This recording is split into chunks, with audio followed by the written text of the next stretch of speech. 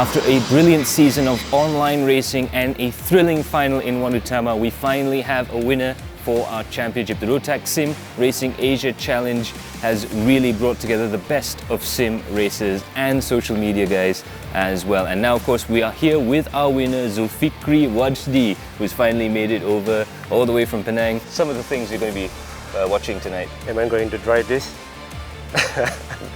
See how you do with James Russell there, because we're going to meet him in the Stratos pit, so that's going to be interesting. You can ask him about this wonderful DD2 kart.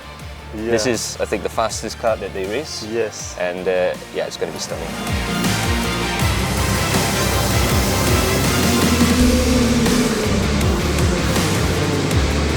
So yeah, now that you've arrived here in Langkawi, you've all settled down into your hotel and brought the family out here to the track. Yeah. It's a brilliant track, it looks like, and you've just had a lovely lunch in the ROTAX Club, haven't you? Yeah, the lunch was superb. Yeah.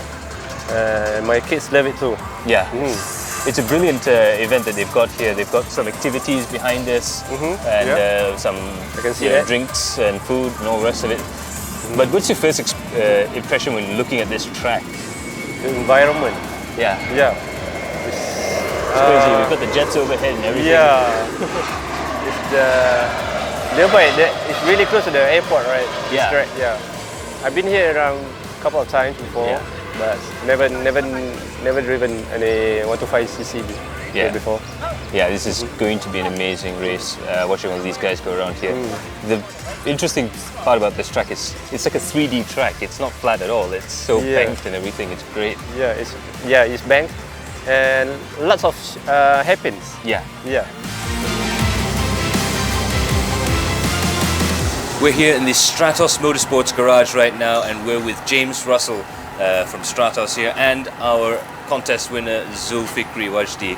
And well, first of all, James, glad to see you out here racing, and I must admit this is quite a large operation you have here.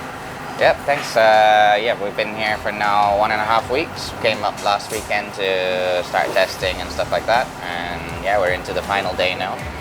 Yeah, it's been a very hectic week of activity here. It's almost like an endurance race. It's siege mentality in a sense. Yeah, I mean, the amount of driving you actually do over the week and a half is quite a lot. So the drivers who were testing here last weekend and now here obviously racing again, they've done maybe 7-8 days on track. Yeah, and that can only help them in terms of their experience that they're gaining and all that. Yeah, I mean, a lot of the drivers that came, especially the week before, would be the ones that haven't been here before. Right. So it's not an easy track to learn. There's a lot of corners. So those who didn't have the experience wanted to make sure they had a good result for this race. They came early. Those who had been here before, generally they just turned up on the race week, which was like started on Wednesday. Yeah. So yeah, even the race week's quite a long period as well. I mean, how many guys are you running right now? So we have actually got 2 teams in here. So Stratos and RL merged this year. Okay. So between the 2 of us, we have 27 drivers. 27 drivers. Yeah. That's pretty much a grid in and of itself in circuit racing. But I suppose this isn't actually all too uncommon in kart racing. Yeah, I mean, teams generally do get quite big in karting. Unlike in cars. You know, with car racing, the actual equipment, the cars cost a lot of money. The benefit of karting is that it is slightly more budget compared to actual like Formula cars or anything like that. So it is easier to run a bigger operation. But in any case, could you just take us through what the sort of departments are here? Because most of the karts are on their own trolleys and in their own stations there, but you do have things like a spares sort of bay at the back there. Yeah, so we have the new spare parts are all inside the truck, and we have the more common spares such as like chains and sprockets and stuff like that in the storeroom back here, and tires. We have a little engine room which I'd like to be bigger, but unfortunately that's the space that we have. Back here we have the drivers area, and this is where the driver coaches work with the drivers also with in the data. And then obviously you can see out here we have all the carts mostly separated by categories, just so that the seniors are all together, the juniors are all together. And in the center is basically just fuel and tire change area. Yeah, so you really have basically a one-stop shop here. I'm guessing effectively, when you come into to race, you really want to have everything with you. You're not relying on anything else. Yeah, I mean, okay, we're home in the sense that we're in Malaysia, but we're nowhere near home. Yeah, we're a lot closer to Thailand. Than yes, we're a lot closer to Thailand, and we're on an island. So if we'd forgotten anything, it's a bit of a problem. So we have to make sure everything's here. Yeah. And when you're running this number of karts, it ends up being if you're talking 27 karts, you're talking over 100 sets of wheels, for example. Yeah. So it's a lot of stuff. What category is this? So this is a DD2 kart. So these are the masters. So generally, well, not generally, the regulation is that you have to be over the age of 32 years old to race in this class. It has 2 gears. So unlike all the other classes, there's only single gear 125. This is also 125, but with the gearbox. So the gearbox is in here. It's a direct drive, is it? And it's a direct drive, exactly. So the axle goes through the gearbox itself, and you have paddle shift up here to change the gears. And also different from the junior, senior single gear classes is that you have front brakes. Dual front. Yes, you have dual on the front and one on the rear, as opposed to the normal karts, which is just the one on the rear. So this is actually quite a different. Can it be adjustable? Yeah. So you have on here, you have a gauge there, so you can move the brake bias to the front or to the back. Generally, with these classes that we run, whether it's the DD2 or a shifter kart, the brake bias would be very heavily on the front, like almost 90% front. Here, on this anywhere. track? Anywhere. Yeah. So it's the rear brake is almost there for show. It's really a lot on the front brake. It's a bit like a motorbike in that sense. Okay. I'm 31 this year. Yep. If I want to race, I need to join any senior or DD2? At the moment, because you're 31, you would have to be a senior, but only for 1 year, and then you can join this. Oh, okay, okay. Yeah, and then if I'm 32, I need. 32, you could continue in senior, or you can join this as well. So you got options. How much does it cost for a single race? That's not include the car. I mean, it can vary a lot.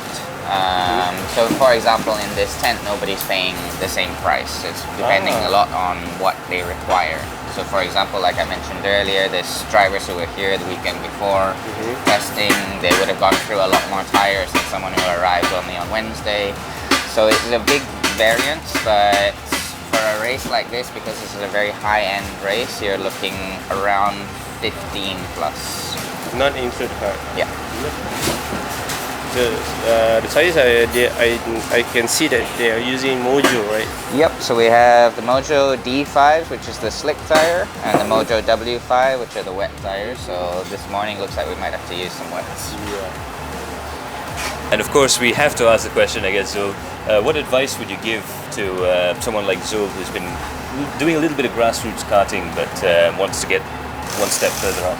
I think the same advice I give a lot of my drivers as well, especially the Malaysian drivers. There's a series called the KRD series that runs predominantly in Shah Alam.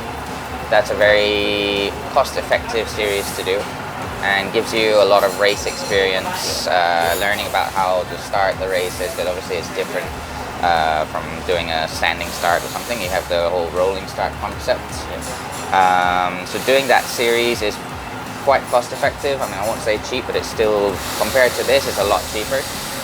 A good way to learn would be to do that series, and then once you've done a few of those, maybe even a year of that, because they have 10 a year, then maybe do like 1 or 2 national championship races.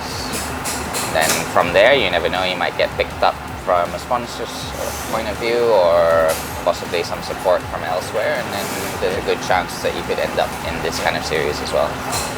I mean, it's surprising the breadth of drivers that are out here. It's not just all the young guys. I mean, the DD2 class, I think, proves that anybody from any age can really get into it and I mean, enjoy it. You're never going to be a Formula 1 driver, but at the same time, you can have a very good career in motorsports and enjoy yourself. Yeah. So, I mean, to be honest, I don't think there's anyone here who has a real chance of being a Formula 1 driver, because it's so difficult to get to that level. So once you realize that that's no longer an opportunity, you start to realize there's a lot of other opportunities in motorsports. Lots of different types of motorsports as well that you can do. And not just driving. I mean, we all love the sport. I was an ex-driver, you've driven before, and you end up working in the sport that you love. So yeah, plenty of opportunities out there. We usually call it a curse, but yeah, it's actually been good for us. Yeah.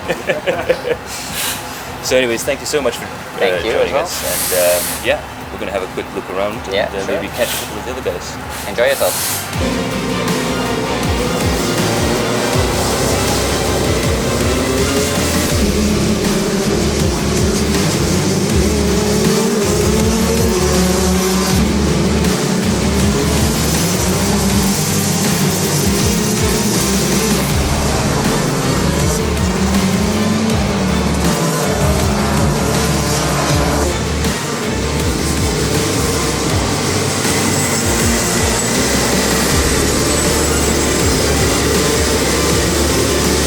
So the event has been a great success here. All the competitors have had a whale of a time racing here, and I must say the racing on track has been absolutely amazing here at the ROTAX Max Challenge Asia Festival.